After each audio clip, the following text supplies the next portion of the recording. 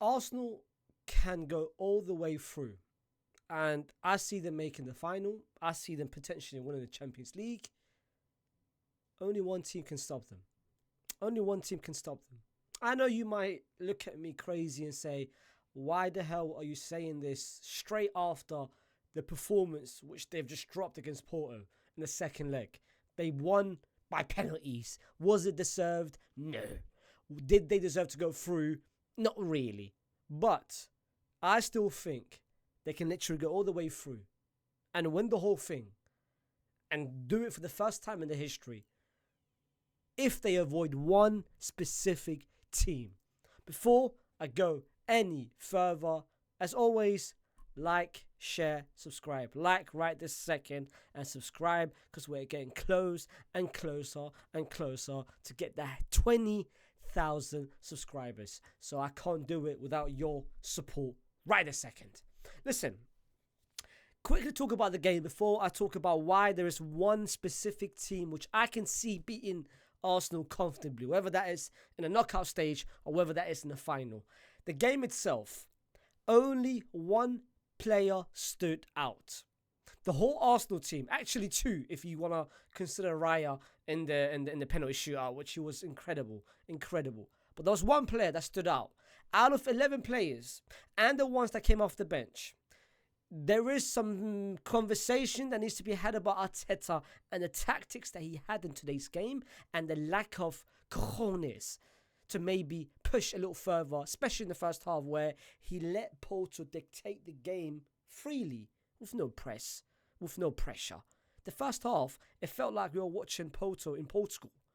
It reminded me like the first leg, literally, the first 10-20 minutes, Porto had so much comfortability on the ball, bro. They had so much time on the ball. Whenever Havertz, Saka, Trossard on the left-hand side, they weren't pressing at all. They weren't pressing.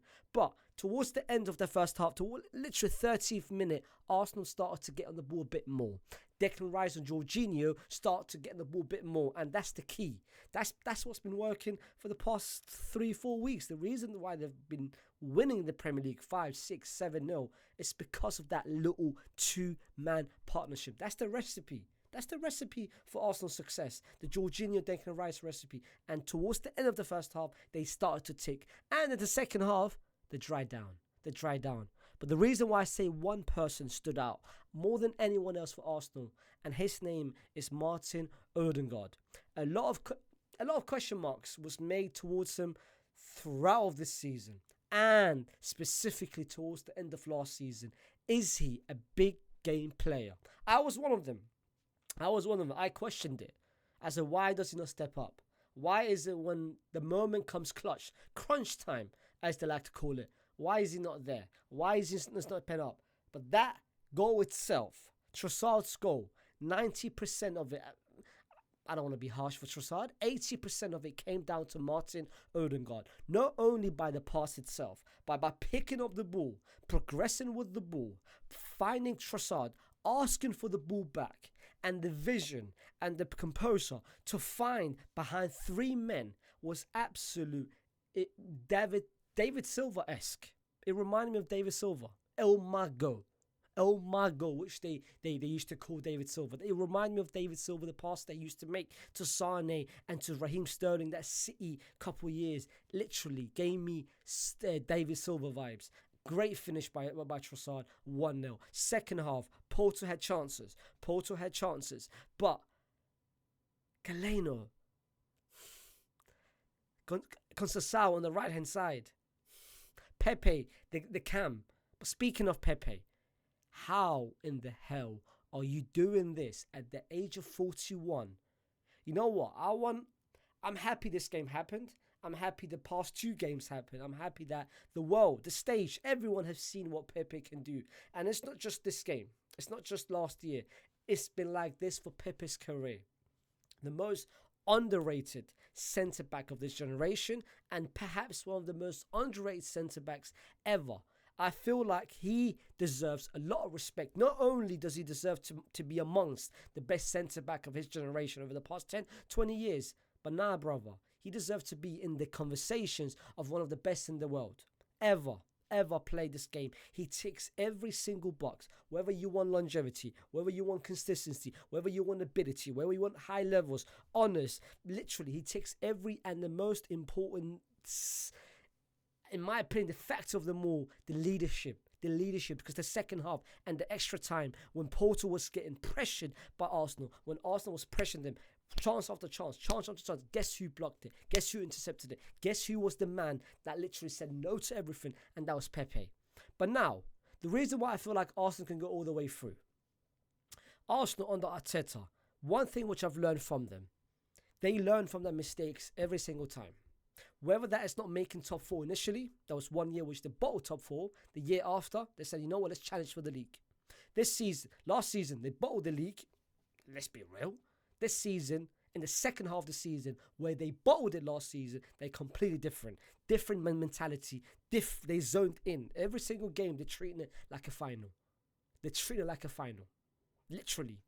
And the reason why I feel like they will go all the way through, I can see them troubling a lot of teams out there. They have now learned from this mistake. This is a good thing it happened now. It's a good thing it happened now, especially in the round of 16, because let's be real, they got lucky. They got lucky to go through.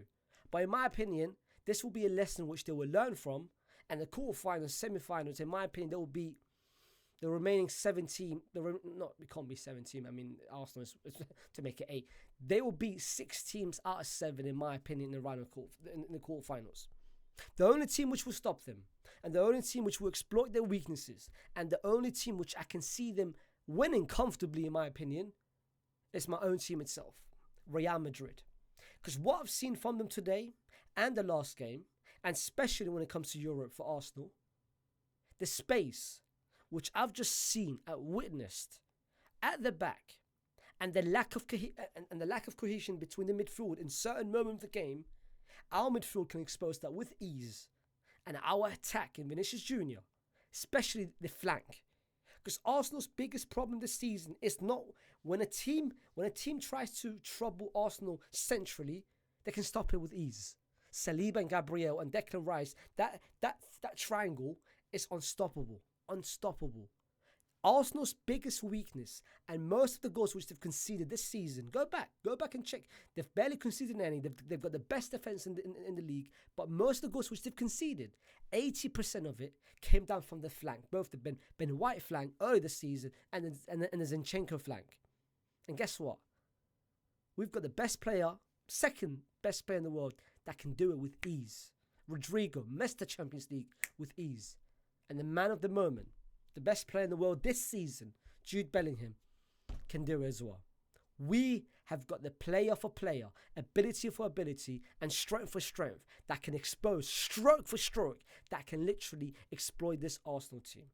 So if Arsenal, you can beat City, you can beat Bayern, PSG, Inter, Inter, I can't lie. Hey, Inter's Inzaghi's setup, it will trouble you, but we will beat you.